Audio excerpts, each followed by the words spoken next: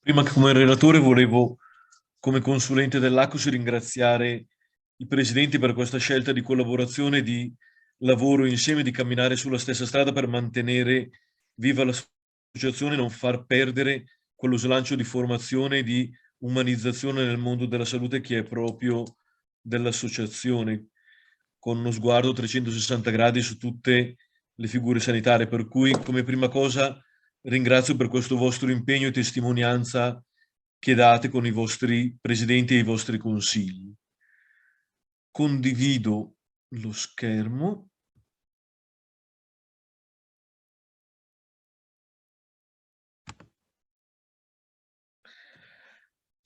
Ecco, il tema che mi è stato assegnato questo su una riflessione tra la crisi ecologica fra etica e potere ecologico e potere economico.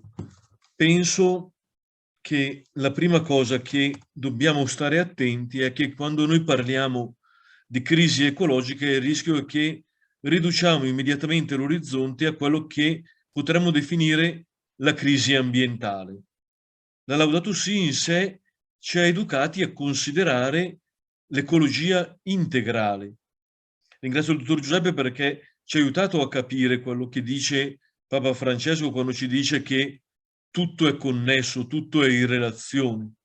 E quindi parlare di crisi ecologica dobbiamo iniziare a pensarla come crisi di un'ecologia integrale nelle sue varie dimensioni, che è un'ecologia ambientale e sociale legate insieme. Noi non siamo qualcosa di separato dalla natura, ma siamo parte di una stessa natura, ne siamo coimplicati, ne siamo parte. Non c'è un'ecologia ambientale che possa prescindere dalla relazione con l'uomo.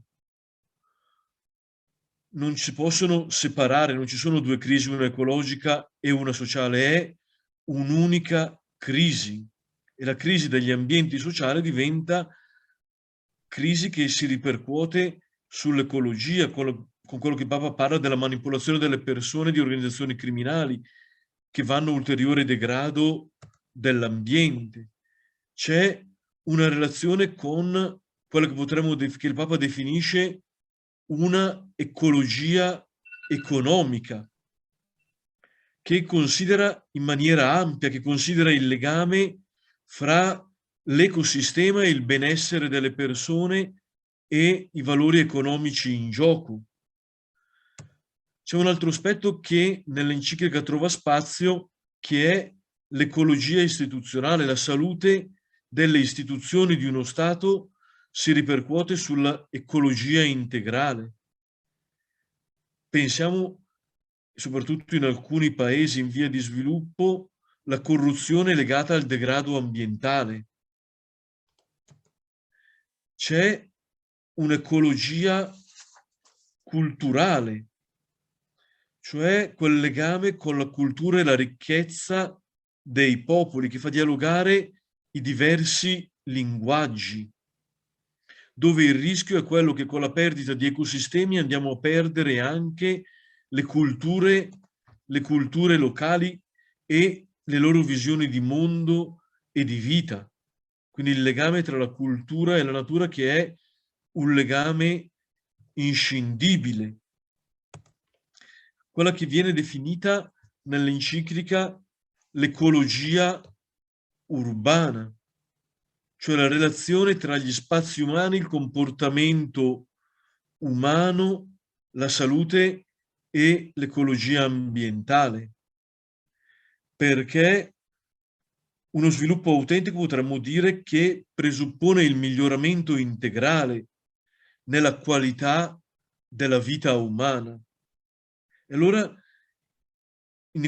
parlando di ecologia urbana, dobbiamo tenere presente la relazione con l'ecologia della vita quotidiana, un miglioramento integrale della qualità della vita umana che è legata senz'altro anche al luogo in cui uno vive. E allora parlare di ecologia della vita quotidiana vuol dire considerare gli spazi pubblici in cui uno vive, lo spazio abitativo in cui uno vive, considerare i trasporti. La pandemia ci ha insegnato la centralità del tema dei trasporti, non solo per l'ecologia ambientale, ma in relazione alla salute, ma anche quella che viene chiamata una ecologia umana, una ecologia del corpo. Nell'enciclica il Papa ricorda, Papa Benedetto nella Caritas in Veritate, l'uomo possiede una natura che deve rispettare, che non può manipolare a piacere. C'è una natura umana che chiede una ecologia umana. Quindi il Papa dice, ma se non accetto il mio corpo non posso accettare il creato. Se non accetto il mio corpo come dono non posso accettare il creato come dono. Il rispetto per il corpo diventa rispetto per il creato e viceversa. Ecco allora tutto questo insieme di ecologia integrale, dove certamente c'è una ecologia economica, cioè quei fattori economici che influiscono sull'ecologia integrale come una delle tante ecologie coinvolte. Ma se guardiamo attentamente questo schema possiamo capire come i valori economici e l'economia sono in gioco trasversalmente su tutti gli aspetti di questa ecologia integrale. E allora dobbiamo porci una domanda. Di fronte a questa complessità dell'ecologia integrale, che ci porta in un paradigma della complessità, di una interdisciplinarietà dei saperi e delle visioni, come orientarci? Quale binario prendere? Dove muoverci? E per individuare una possibile pista di lavoro mi rifaccio a un'intuizione di Papa Benedetto nella sua enciclica sociale, la Caritas in Veritate, quando parlando della salvaguardia della natura la collega alla tenuta morale della società. Salvaguardia della natura e moralità della società, che per ridirla con Papa Francesco è l'impegno a cui siamo chiamati, che è quello di formare le coscienze e non pretendere di sostituirle. La soluzione non può essere nel dire cosa bisogna e cosa non bisogna fare, ma la soluzione che dobbiamo porci è quella di essere chiamati a educare le coscienze a un discernimento per un agire libero, consapevole e responsabile che si prenda a cuore il problema di una ecologia integrale. Mi chiedo ulteriormente, ma cosa vuol dire nel contesto del mondo della salute formare le coscienze? Tocca a operatori sanitari formare le coscienze?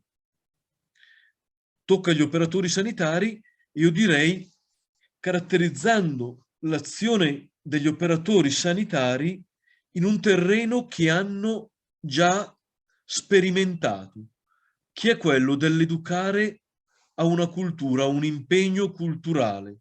L'immagine del pensatore di Rodin in quella posa così scomoda ma che invita a restare nella scomodità e nella fatica di un pensare e nella fatica di un impegno culturale. Dove attenzione che quando qui parlo di cultura non penso immediatamente a una dimensione di studio di libri di accademia, ma penso alla capacità attraverso i costumi e i valori condivisi in una società di comunicare e plasmare visioni del mondo e della vita. Plasmare visioni di vita buona e di mondo. Educarci a una visione, a porci la domanda su qual è la visione del mondo di salute e di ecologia che ci portiamo dentro, in cui siamo immersi. E sull'impegno culturale gli operatori sanitari hanno già un'esperienza antica recente. Pensiamo all'impegno su una cultura degli stili di vita sani. Quanto hanno visto impegnato gli operatori sanitari nel plasmare una cultura su stili di vita sani, favorenti la salute. Quindi gli operatori sanitari hanno già un'esperienza in questo impegno culturale. Penso a un tema, a un ambito che mi è caro, che è quello delle cure palliative. Io lavoro come assistente spirituale integrato in un'equipe di un hospice. La legge 38 sulle cure palliative ha affidato anche il compito di una diffusione della cultura della morte, delle cure palliative. Gli operatori sanitari si sono spesi nella diffusione di una certa cultura sul fine vita. Quindi io dico, attingiamo a questa sapienza che fa parte dell'esperienza del mondo della salute per impegnarci in una cultura che tuteli e protegga un'ecologia integrale, forti di questo bagaglio. E allora mi permetto di lanciare alcune piste di lavoro. Non sono tutte, ce ne potrebbero essere anche. Metto un po' le mani davanti, nel senso che nel tempo della relazione non riusciamo a approfondirle. Mi limito a alcune suggestioni di piste di impegno culturale per chi è impegnato nel mondo della salute, con la speranza di suscitare un po' di curiosità, perché qualcuno possa scegliere di andare a metterci dentro un po' il naso, di andare a approfondire qualcuna di queste piste di impegno culturale. Una prima pista la vedo nella questione antropologica, poi ce ne parlerà anche Don Giuseppe. Questione antropologica che mi piace andare a una visione del mito che in quella sua modo di dire, modo di parlare, tocca le corde essenziali, dove noi viviamo tra una duplice prospettiva che ho provato a individuare nel mito di cura delle favole di Iginio, dove l'uomo è plasmato di humus da cura ed è affidato per tutta la sua vita a cura. Non abbiamo il tempo di leggerlo per esteso il mito, ma il cuore è proprio questo. L'uomo, essendo plasmato dalla cura, è affidato per tutta la sua esistenza alla cura, che deve curare l'insieme delle due parti del corpo e dello spirito nella loro unità. Al cuore dell'umanità c'è la cura, contrapposto a un altro mito, che lo troviamo nel Leviatano, con Ops, con il Leviatano, dove l'uomo per rispondere ai suoi bisogni diventa lupo per gli altri uomini, l'uomo che mangia uomo, in una logica di contrapposizione, di individualismo, che è all'antitesi della cura. E allora l'impegno culturale è a riportarci alla domanda: chi è l'uomo? Come si caratterizza la vita buona dell'uomo? Nella logica dell'uomo mangia uomo, homini homo lupus, o nella logica della cura, dove io sono chiamato a lasciarmi curare e a prendermi cura. La cura come dimensione essenziale della vita umana. Cosa vuol dire portare nel mio impegno culturale la visione dell'uomo come cura? Una seconda pista nella riflessione che ci sta a cuore, che è la riflessione della bioetica. Certamente l'ecologia globale, l'ecologia integrale ci chiede di entrare nella sfida della bioetica globale. Non ne parlo perché approfondirà il tema Don Giuseppe nella relazione successiva. E una seconda sfida nella relazione, nel pensiero bioetico.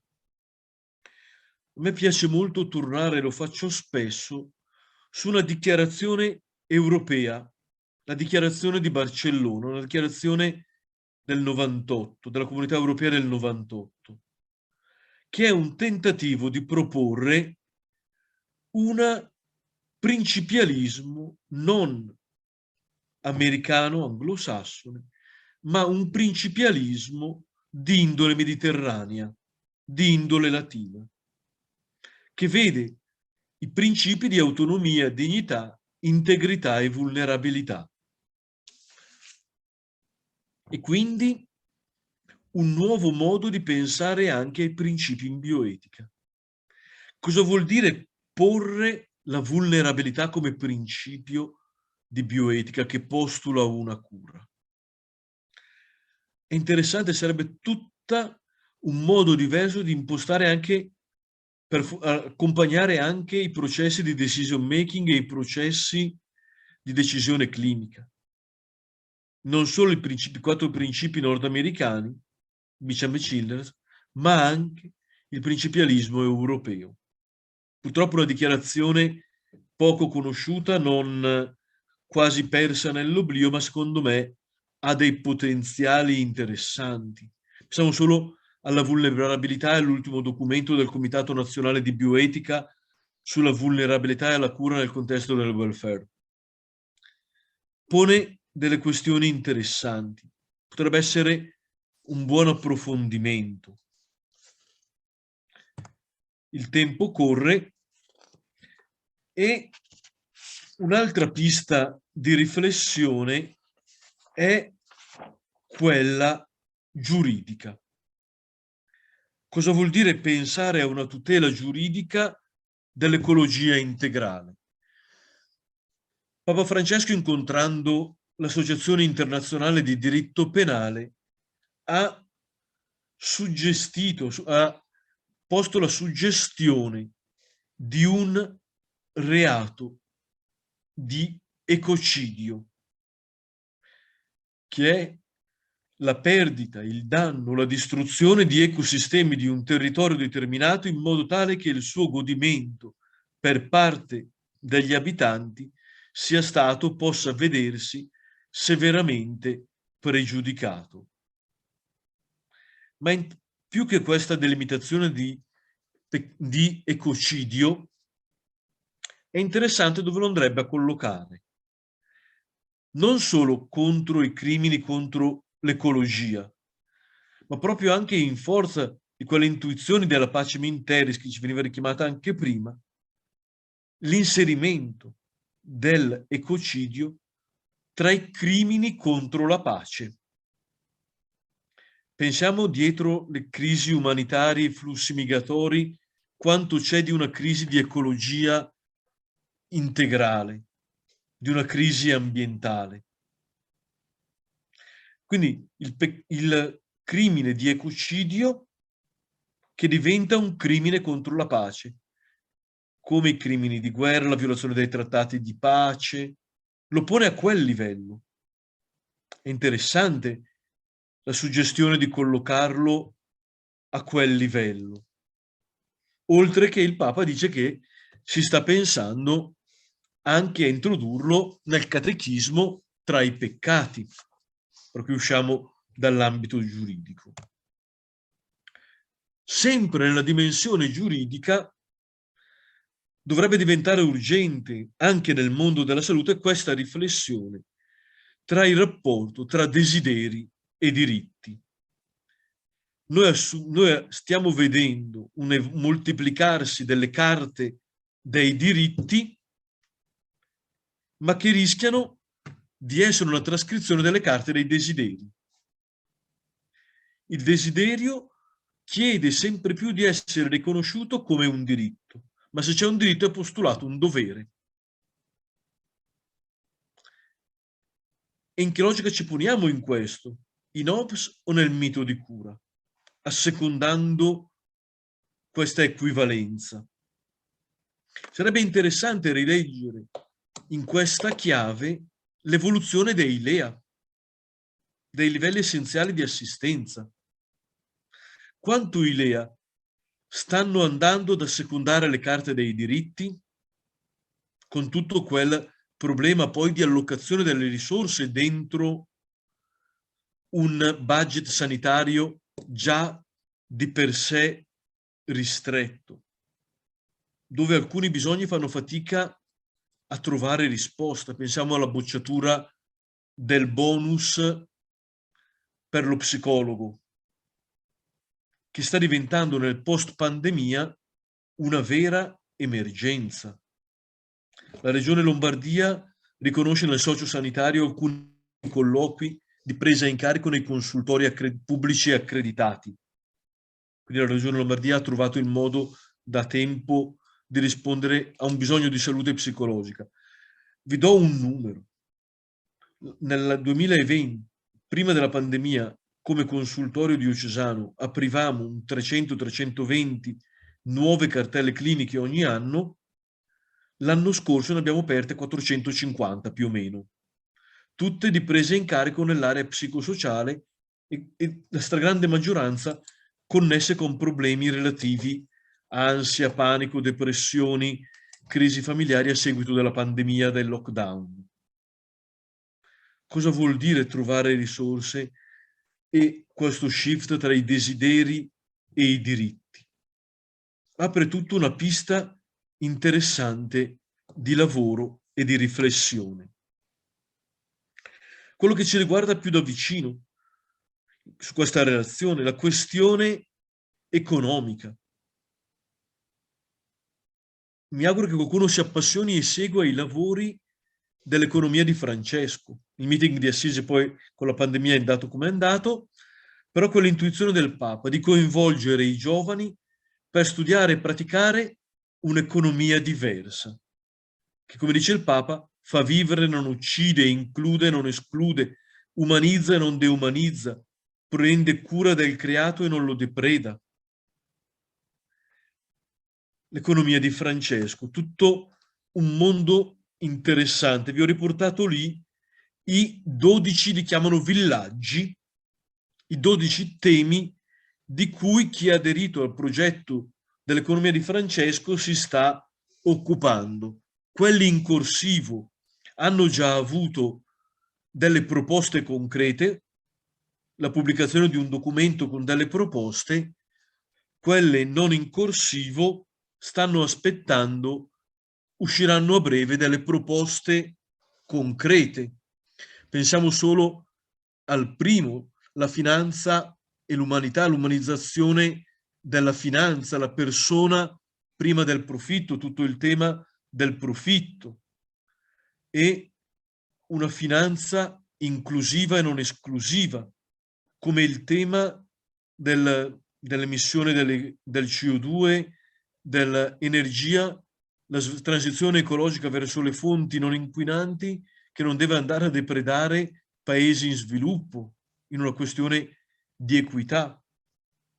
Ma pensiamo anche all'ultimo, alla vocazione e al profitto, l'economia del dono, la realizzazione nel lavoro come vocazione, il tema del profitto. Tutto a partire da quella logica di economia integrale. Dentro qui possiamo trovare delle piste che ci offrono punti interessanti di riflessione.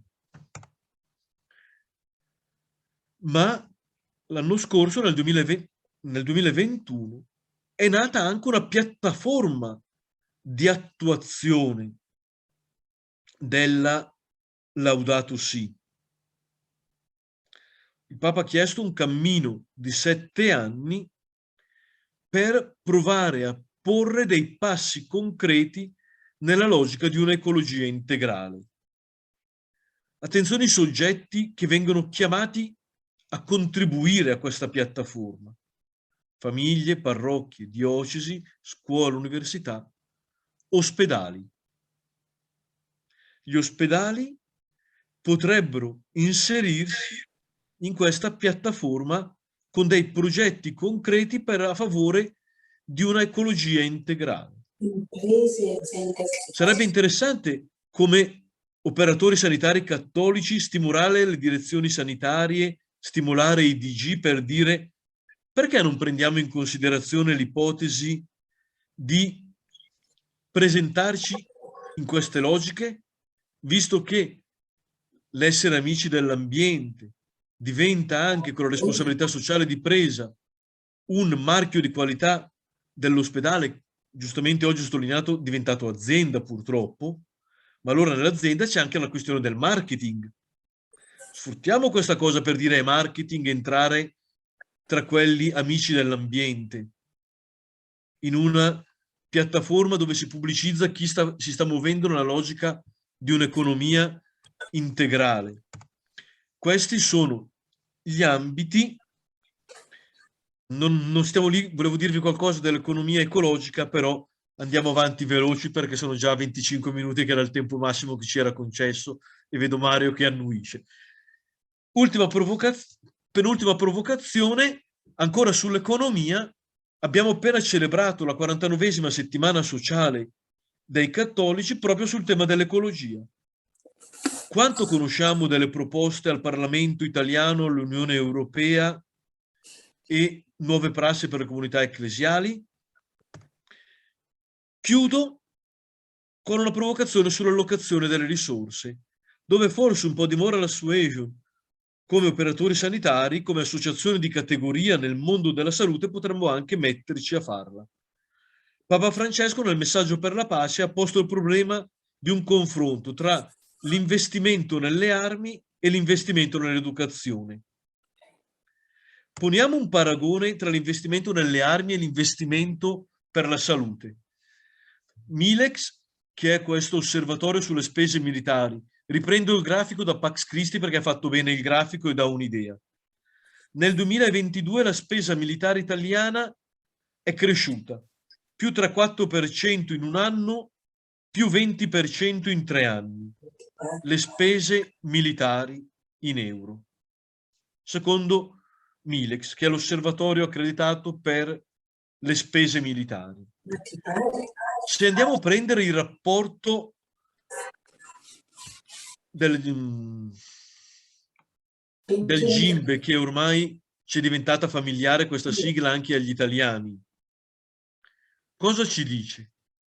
Il rapporto spesa sanitaria-PIL si riduce dal 6,6% del 19-20 al 6,5 nel 21 al 6,4 nel 2022, a fronte di un aumento del rapporto sulla spesa militare. È vero, in percentuale minore è l'1,4, però di là c'è una crescita, di qua una diminuzione.